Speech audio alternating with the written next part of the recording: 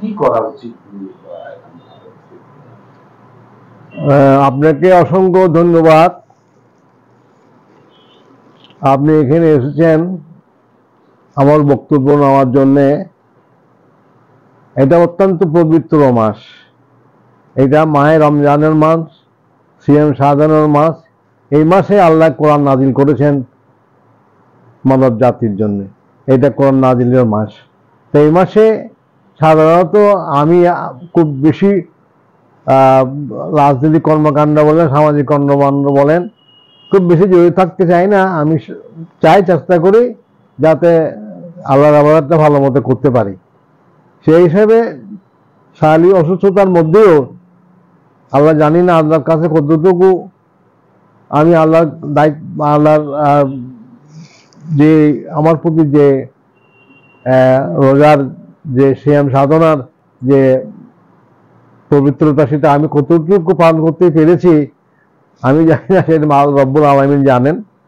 তবে চেষ্টা করেছি সেটা পালন করার জন্য, যতটুকু পেরেছি চেষ্টা করে যাচ্ছি। ইনশাল্লাহ আগামী দিনেও তা করে যাব।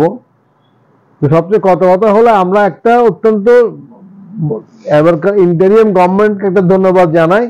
এই রোজার মাসে ওনারা দ্রব্যমূল্যটাকে মোটামুটিভাবে ওনার দিন রেখেছেন এবং জনগণ রোজাটা ভালোভাবে পালন করতে পেরেছেন।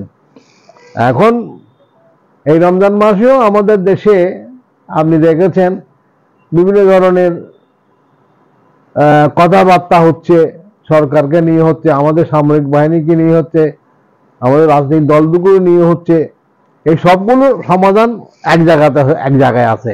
এটা কি সবাই যদি এটা যাদের দেশ চালানোর দায়িত্ব, সেই জনগণের হাতে যদি দেশের দায়িত্বটা ছেড়ে দেওয়া হয়, তাহলে আমার মনে হয় এসব গুঞ্জন, এসব আলোচনা সমালোচনা এগুলোর অবসান ঘটবে।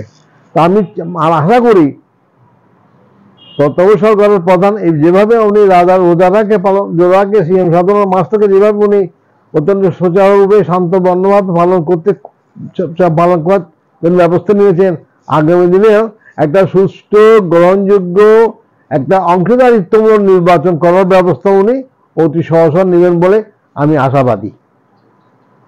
আচ্ছা, এই যে দেশ নেত্রী বেগম খালেদা জিয়া এবং এক ধরনের সুস্থতা হয়েছে, সুস্থ হয়েছে এবং আমরা শুনতে পেয়েছি তারেক রহমান প্রথম দেশে আসবে, তারপরে এই ব্যাপারটা দেখেন, এই বেগম খালেদা জিয়া দেশনেত্রী, 3 বারের প্রধানমন্ত্রী ছিলেন। ওনাকে বিগত ফ্যাসিস্ট সরকাররা যেভাবে ওনার উপর অত্যাচার নির্যাতন করেছেন সেটা বর্ণনা করা যায় না। উনি চিকিৎসা পান নাই, উনি বিদেশ যেতে পারেন নাই, ওনাকে কারাগারে নেওয়া হলো এবং অনেক দাবির পরেও ওনাকে বিদেশ যাওয়ার জন্য কোনো রকমের সুযোগ সুবিধা সরকার দেয় নাই। তো মহান আল্লাহর রব্বুল আলামিনের মেহেরবানিতে আমাদের জনগণের এবং ছাত্র সমাজের, ছাত্রদের আন্দোলন, জনগণের আন্দোলন, শ্রমিক ভাইদের আন্দোলন, মেহনতি মানুষের যে আন্দোলন, সে আন্দোলনের ফলে আজকে তত্ত্বাবধায়ক সরকার বলেন বা যারা আজকে দেশ শাসন করছেন তারা তাদের সম্মতি হয়েছে। তারা বেগম খালেদা জিয়াকে দেশের বাইরে যাওয়ার ব্যবস্থা করেছেন, আমিও চিকিৎসা নিচ্ছেন। এদের মধ্যে আমরা জানি উনি সুস্থ হয়ে প্রায় সুস্থতার মুখে। আল্লাহ ওনাকে সুস্থ করুন, সেই দোয়া আমরা করি এবং আশা করি অনতি বিলম্বে উনি দেশে আসবেন এবং জাতির হাল ধরবেন। এবং সাথে সাথে বিএনপির বর্তমানে যিনি অস্থায়ী চেয়ারম্যান তারেক রহমান, উনি সুচারুরূপে দেশকে নেতৃত্ব দিয়ে যাচ্ছেন। আগামী দিনে উনি সেইভাবে নেতৃত্ব দিয়ে যাবেন। আমার নেতৃত্বে আগামী দেশ আগামী দিনে একটা সমৃদ্ধশালী এবং গণতান্ত্রিক দেশ হিসেবে তার যে আকাঙ্ক্ষা, সে আকাঙ্ক্ষার বাস্তবায়ন হবে। মহান জিয়াউর রহমান আজকে 25 তারিখ, এই দিন বড় গুরুত্বপূর্ণ দিন। আপনি এসেছেন, এই দিন আপনি এসে আমাকে যে বক্তব্য নিচ্ছেন, এটা অত্যন্ত গুরুত্বপূর্ণ।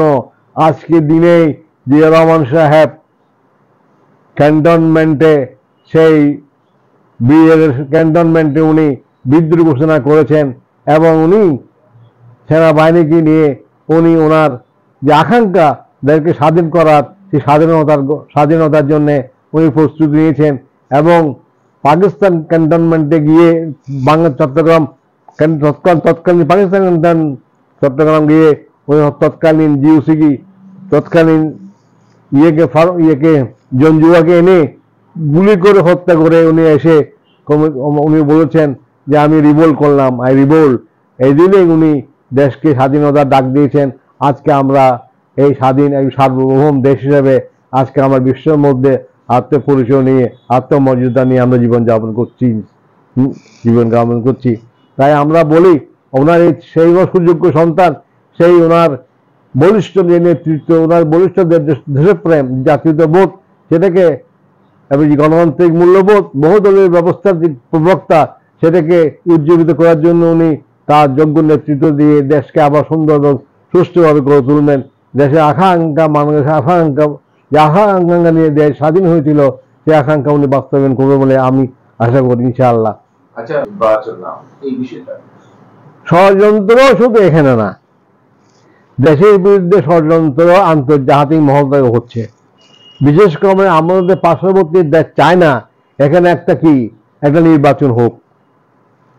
তারা চায় যে একটা আত্মঘাতীমূলক ঘটনা ঘটুক, যা তারা আবার এখানে তাদের যে আধিপত্য আবার বিস্তার করতে পারে। আমরা 17 বছর আমরা দেখেছেন কিভাবে আমার স্বাধীনতাকে তারা হস্তক্ষেপ করেছে এবং আমাদের তৎকালীন প্রধানমন্ত্রী উনি আজ্ঞাবহ প্রধানমন্ত্রী ছিলেন। দেশকে আমরা বলতে গেলে আমরা একটা অবিভক্ত দেশ হিসেবে আমরা পরিগণিত হয়েছিলাম। সেটা থেকে আমরা মুক্তি পেয়েছি। এই মুক্তির স্বাদ যাতে আমরা নিতে পারি, সেজন্য জিয়া রহমানের সুযোগ্য সন্তান তারেক জিয়াকে বলিষ্ঠ ভূমিকা পালন করতে হবে। আচ্ছা ভাইয়া, আমরা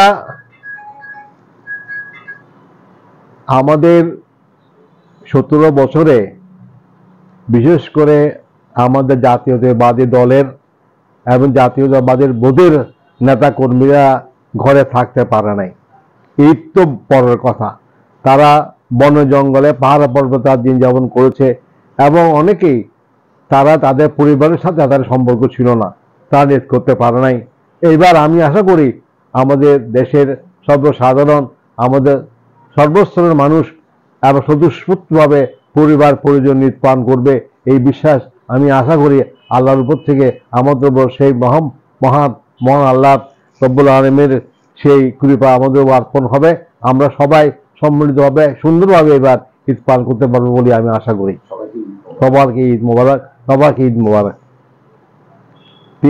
আপনার ইতিমধ্যে আমরা অবগত হয়েছি যে আমাদের বিশিষ্ট ক্রীড়াবিদ চট্টগ্রামের কৃতি সন্তান সাবেক আমাদের ক্রিকেট দলের সাবেক অধিনায়ক, উনি অসুস্থ গতকাল উনি অত্যন্ত মারাত্মক রোগে আক্রান্ত হয়েছিলেন।